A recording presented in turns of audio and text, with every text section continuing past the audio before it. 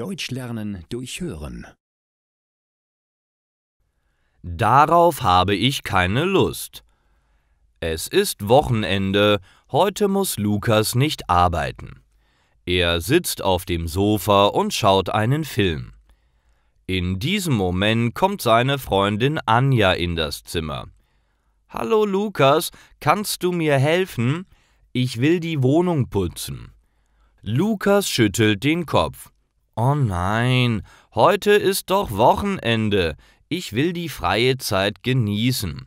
Putzen ist anstrengend und macht keinen Spaß.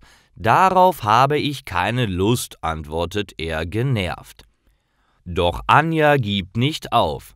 »Hier ist ganz viel Staub. Morgen kommen Felix und Lisa zu Besuch. Ich möchte, dass die Wohnung schön aussieht. Zusammen sind wir sehr schnell fertig.« »Na gut, ich helfe dir«, antwortet Lukas. Die beiden putzen zusammen das Wohnzimmer, die Küche und das Bad. Anja entfernt den Staub. Währenddessen wäscht Lukas das schmutzige Geschirr in der Küche. Die Arbeit macht wirklich keinen Spaß, aber nach einer Stunde haben sie es geschafft. Super, die Wohnung sieht wieder sauber aus. »Vielen Dank für deine Hilfe«, sagt Anja glücklich. »Ich habe eine Belohnung für dich.« »Eine Belohnung?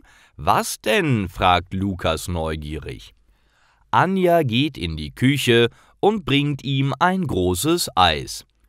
»Oh super, ich liebe Eis. Danke«, ruft Lukas und nimmt das Eis. »Jetzt darfst du dich ausruhen«, sagt Anja und lächelt.